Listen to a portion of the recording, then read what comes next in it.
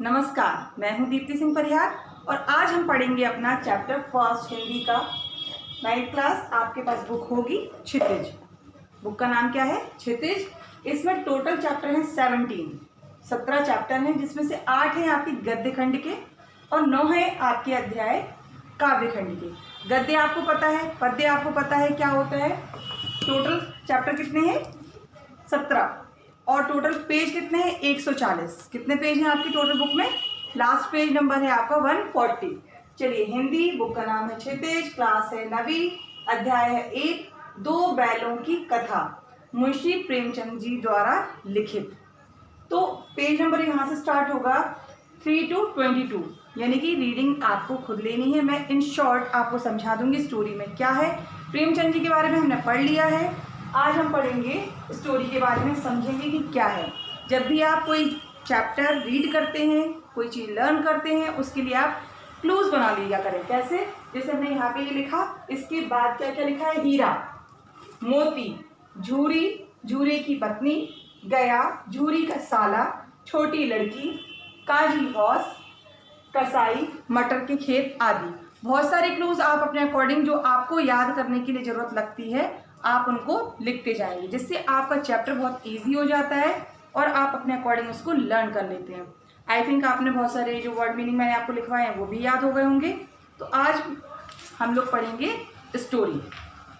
इस स्टोरी में क्या है? मुख्य पात्र क्या है? 2 बैल हैं। हीरा और मोती कौन है? ये दोनों बैल हैं। ठीक, जानते होंगे आप, ऑक्स। ओके, ये किसके बैल है? झूरी के, यानी कि दोनों बैलों का मालिक कौन है? झूरी। झूरी की पत्नी भी है। गया कौन है? गया झूरी का साला, यानी कि झूरी की पत्नी का भाई कौन है? गया। एक छोटी लड़की का भी इसमें जिक्र आएगा, जिसको हम बाद में समझेंगे। चलिए, तो हम लोग पढ़ते हैं। इस कहानी में मुख्य पात्र 2 बैल हैं, हीरा और मोती। दोनों बैल झूरी किसान के हैं। झूरी कौन है? किसान है। झूरी उनकी अच्छी देखभाल करता है। वे भी झूरी के काम मन से करते हैं। कौन मन से काम करते हैं? दोनों बैल। दोनों बैलों में घनिष्ठ मित्रता है। सोचिए, इंसान में मित्रता हो समझ में आता है, बैलों में भी होती है। इस कहानी के माध्यम से जो मुंशी प्रेमचंद जी हैं, वो हम लोग को इंडिकेट कर रहे हैं, वो समझाना यही चाहते हैं, वो जो अपनी बात को रखना चाहते हैं। उन्होंने ये कैरेक्टर्स लिए हैं, लेकिन उनकी बातें वार्तालाप के थ्रू हम लोग को सोसाइटी की अच्छी और बुरी सारी बातों को बताना चाहा है। एक बार क्या होता है, एक बार झूरी ने हीरा और मोती को अपने साले के साथ अपने ससुराल भेजने का निश्चय किया। एक बार क्या होता है, झूरी क्या डिसीजन लेता है, वो अपने साले के साथ में अपने दोनों बैल के नाम क्या है? हीरा और मोती, दोनों को कहाँ भेज देता है?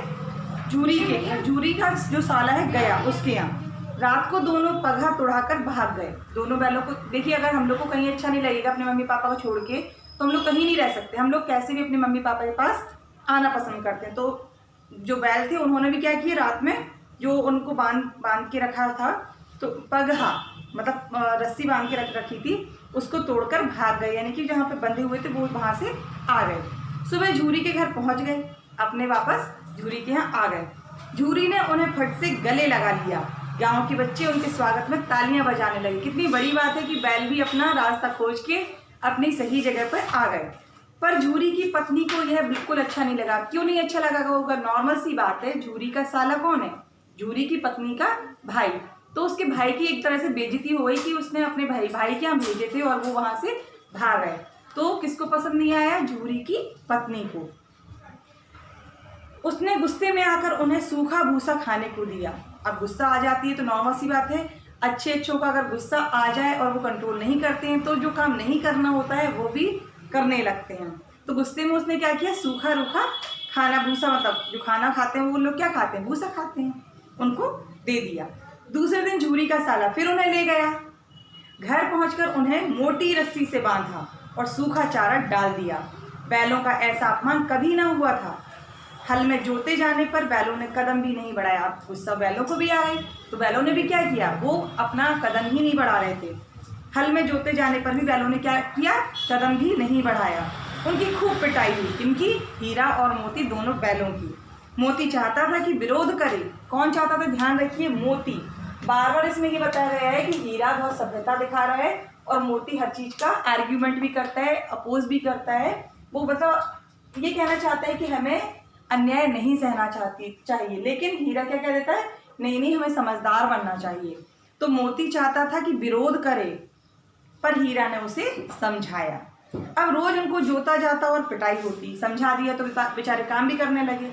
अब रोज उनको जोता जाता और उनकी पिटाई भी होती। रात को परिवार की छोटी लड़की उन्हें चुपके से रोटी खिला जाती थी, यानी कि गया झूरी के साले के यहाँ एक लड़की भी थी, वो वहाँ पर उसको चुपके से रात में आकर रोटी देती थी। इसका रीज़न क्या होगा?